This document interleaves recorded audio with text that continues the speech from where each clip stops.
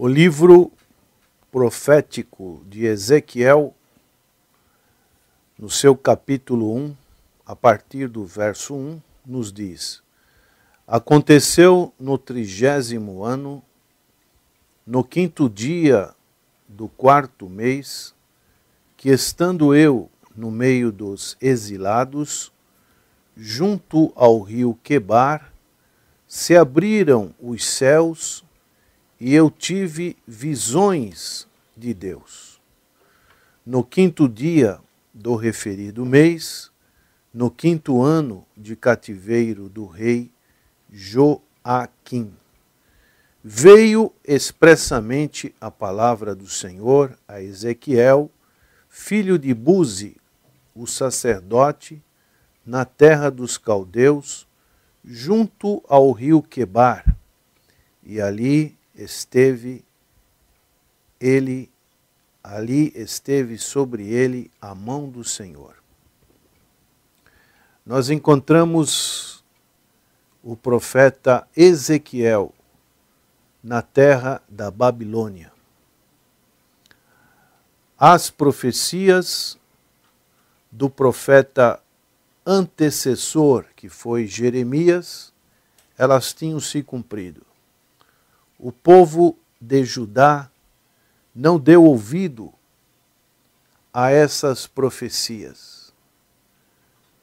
Os babilônios entraram em Jerusalém e levaram o povo de Judá cativo. A primeira leva foi uma leva dos chamados príncipes de Israel, no qual Daniel foi incluso. Depois veio o profeta Ezequiel, anos mais tarde, também foi levado. E no ano 587 a.C., Jerusalém é destruída. Essas eram as circunstâncias que o povo de Israel vivia agora no cativeiro babilônico. E aqui nós vamos ver o chamado de um homem, profeta de Deus, e podemos comparar com um pastor fiel, a sua fidelidade a Deus. Ezequiel, juntamente com os judeus, ele era filho de Buzi, o sacerdote na terra dos caldeus. Ele era um homem de Deus. Ele foi levado para a Babilônia cativo. E aqui nos diz que ele estava junto ao rio Quebar. E ali esteve sobre ele a mão do Senhor.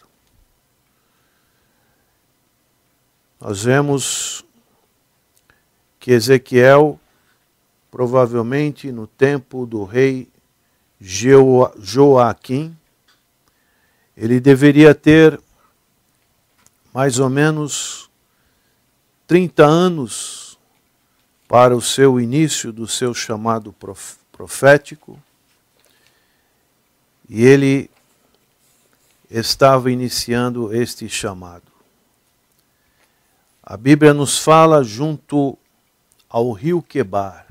Isso tem uma importância, um simbolismo muito importante para nós, que o povo de Israel, quando não tinha um local estabelecido, eles procuravam lugares de adoração junto às correntes das águas. O Salmo 137, no verso 1, nos diz das saudades da pátria. Diz o salmista: às margens dos rios da Babilônia, nós nos assentávamos e chorávamos, lembrando-nos de Sião. Então, provavelmente, os rios Tigre e Eufrates, esses canais que fluíam perto da cidade da Babilônia, os judeus se assentavam e choravam, e essas palavras exprimem o profundo desespero causado pela deportação e pelo exílio. Nós também encontramos no Novo Testamento, quando o apóstolo Paulo estava na cidade de Filipos, e aquela cidade não tinha sinagoga e as pessoas se reuniam junto ao rio. Isso nos diz em Atos capítulo 16, verso 13, no sábado saímos da cidade para junto do rio, onde nos pareceu haver um lugar de oração, e assentando-nos falamos às mulheres que para ali tinham concorrido. Então, era muito comum este lugar de adoração estabelecido ao ar livre, preferentemente perto de águas. Isso também tem um simbolismo para com o que o Senhor Jesus pôde dizer para a mulher samaritana, quando a encontrou junto à fonte de Jacó. Ele pôde dizer: se você beber desta água, nunca mais terá sede. E nesse livro de Ezequiel, nós vemos o chamado de Deus para o profeta. O local onde ele estava era um local de terras estrangeiras. Como ele iniciou o seu trabalho como profeta, a fase em que ele iniciou, por quem ele iniciou e qual foi a finalidade desse chamado do profeta para a nação de Israel. Era necessário uma palavra para ele falar aos pais, para ele falar aos filhos que estavam em terras estrangeiras. O nome do Senhor deveria ser mencionado e eles iriam ouvir e cumprir, ou eles não dariam crédito à palavra de Ezequiel. Então, o ministério de Ezequiel, os seus capítulos nos mostram, do capítulo 3 ao capítulo 9, a situação que Ezequiel viu antes da queda de Jerusalém. O seu comissionamento do profeta. No capítulo 3 nos mostra a figura de Ezequiel como atalaia. E ser um atalaia significava que ele era responsável por aqueles a quem ele ministrasse, tendo de adverti-los de alguma ameaça iminente. Se ele deixasse de advertir tais pessoas, ele teria de prestar contas de qualquer infortúnio que disso resultasse. E daí era importante a palavra que Ezequiel iria proferir. A palavra do Senhor viria para ele e ele anunciaria como um atalaia. Da mesma maneira, nós também somos atalaias do Senhor Jesus Cristo para anunciar o reino do Senhor Jesus Cristo aqui na terra. Ele é o segundo Adão, aquele que cumpriu com a vontade de Deus, na sua obediência, na sua carne, e nos deu o canal, o caminho, para que nós pudéssemos ser sermos reconciliados com Deus. Ele é o autor da nova aliança. Adão pecou, nós pecamos com Adão, mas agora nós temos o privilégio de poder obedecer a Deus através da pessoa bendita de nosso Senhor e Salvador Jesus Cristo. Por isso, a palavra de Deus nos diz que Ezequiel era esse atalaia. Filho do homem, eu te dei por atalaia sobre a casa de Israel. Da minha boca ouvirás a palavra e os avisarás da minha parte. Quando eu disser ao perverso, certamente morrerás, e tu não o avisares e nada disseres para o advertir do seu mau caminho, para lhe salvar a vida, esse perverso morrerá na sua iniquidade, mas o seu sangue da tua mão o requererei. Mas se avisares o perverso, e ele não se converter da sua maldade, e do seu caminho perverso ele morrerá na sua iniquidade, mas tu salvaste a tua alma.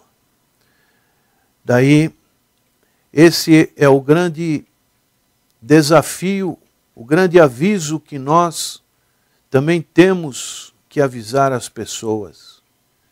Estamos passando por um período pós-carnaval, onde o povo se entregou à festa da carne, e agora, por um simples ritual, e esse ritual diz que os seus pecados estão perdoados. Mas nós conhecemos a palavra do Senhor e sabemos que somente o sangue do Senhor Jesus Cristo, o sangue do Cordeiro, pode perdoar os pecados e purificar esses pecados de qualquer condenação. Essa era o trabalho que Ezequiel tinha junto ao povo de Israel. Vemos então esses avisos que Ezequiel diz no começo das suas palavras proféticas. Fala sobre a idolatria de Israel. Fala que o fim vem. Fala das abominações em Jerusalém. Fala dos castigos de Jerusalém. E ele vai falando muitas palavras antes da queda de Jerusalém. Ele descreve o cativeiro, ele fala as profecias contra os falsos profetas. Ele diz o castigo dos idólatras. Ele fala, através de uma comparação, de uma analogia, que Jerusalém era uma videira inútil. Ele fala da infidelidade de Jerusalém. Ele dá a parábola das duas águias e da videira. Ele fala da responsabilidade pessoal. E ele vai falando outras parábolas do leão enjaulado, da videira arruinada, fazendo uma comparação com Israel.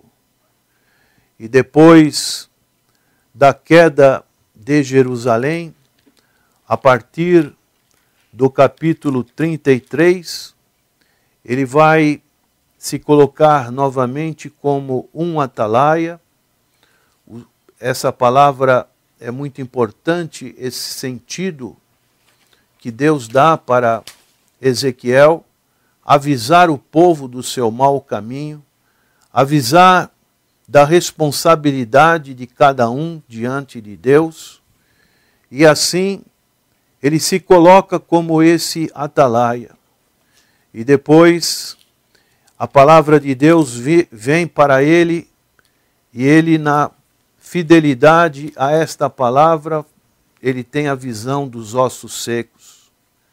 Uma expressão que simboliza como nós, seres humanos, como diz Paulo em Efésios capítulo 2, verso 1 e 2, que Ele nos deu vida estando nós mortos em nossos delitos e pecados. Éramos verdadeiros defuntos. Um defunto não tem vida. Assim, a visão dos ossos secos também é uma visão de como o pecado ele pode embotar todos os sentimentos do espírito, da alma para com Deus. E assim, o Senhor vai dando a visão a Ezequiel e ele vai dizendo: profetiza a estes ossos e dize-lhes: ossos secos, ouvi a palavra do Senhor. Assim diz o Senhor Deus a estes ossos: eis que farei entrar o Espírito em vós e vivereis. Porei tendões sobre vós, fareis crescer carne sobre vós estenderei pele, e poreis em vós o Espírito e vivereis, e sabereis que eu sou o Senhor. Aqui uma grande visão de como também Deus pode fazer com que aquelas pessoas que estejam totalmente mortas espiritualmente possam reviver. Talvez esse seja a sua situação, prezado ouvinte, nesta manhã. Você que passou todos esses dias na folia, agora parece que tem o seu coração pesaroso por circunstâncias que talvez ocorreram nas suas experiências nesse dia. Mas o Senhor, Ele diz através da sua palavra, que Ele pode fazer com que a sua vida renasça através do Espírito Santo de Deus. E assim você ser uma nova criatura em Cristo Jesus. Você ser uma pessoa onde o Espírito de Deus possa habitar. E você tenha uma comunhão plena com Deus através do Senhor Jesus Cristo.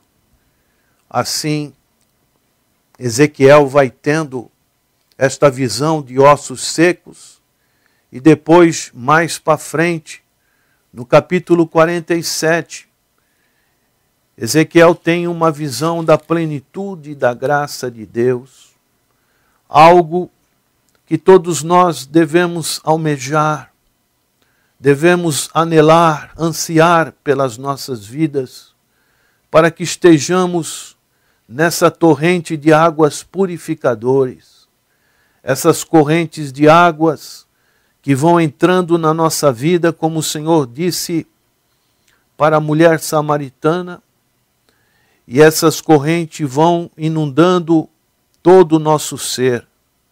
E assim, o nível dessas correntes vão subindo, e nós podemos, então, soltar o nosso corpo e assim nos banharmos nessas correntes de águas purificadoras que simbolizam o Espírito Santo de Deus. Daí a lição que podemos ter desta fidelidade do profeta Ezequiel. Ele atendeu a chamada divina. Quantas pessoas hoje também são comissionadas por Deus, mas colocam tantos obstáculos, tantas dificuldades para atender a chamada que Deus tem para as suas vidas. Muitos têm desistido no meio do caminho. Muitos, infelizmente, as circunstâncias da luta espiritual têm deixado essas pessoas à margem da guerra, à margem da disputa. Mas ainda é tempo de retornar, tempo de continuar a luta. Ezequiel foi fiel como sacerdote. Ele foi um verdadeiro atalaia. Ele avisou os homens das circunstâncias que Deus tinha colocado-os lá na terra do cativeiro, na Babilônia. E ele disse para os homens atender o chamado da mensagem do Senhor. Ele falou a todos com franqueza. Ele esteve nas duras lutas do exílio. Ele também recebeu a incompreensão do povo. Ele teve que viver no vale da morte, da sombra da morte, com a morte da sua esposa. E ele, como o apóstolo Paulo, ele foi fiel até a morte. Um verdadeiro pastor fiel é o exemplo que nós podemos extrair do Antigo Testamento na vida do profeta Ezequiel. Um verdadeiro atalaia. E hoje o Senhor chama por atalaias que possam avisar o povo dos seus maus caminhos. E assim, o Espírito Santo de Deus tocar nas vidas, transformando-as em novas criaturas. O apóstolo Paulo diz em 2 Coríntios 5,17, se alguém está em Cristo, nova criatura é. As coisas antigas se passaram, eis que tudo se fez novo. Experimente Jesus. Prove desta água, prezado ouvinte. Não beba uma água contaminada deste mundo. Jesus Cristo é a verdadeira água transformadora que pode saciar a sua sede espiritual. Quem beber desta água nunca mais terá sede. Que você atenda o chamado de Deus e abra o seu coração para a palavra do Senhor. A palavra de Deus diz que a fé vem pelo ouvir a palavra de Deus. Senhor, que a tua palavra, sabemos que ela não volta vazia sem antes fazer aquilo que ela se destina. Que os corações sejam tocados por esta palavra e a ação transformadora, poderosa do Espírito Santo possa trazer vida às pessoas que estão mortas em seus delitos e pecados. É a nossa oração, agradecidos em nome do Senhor Jesus. Amém.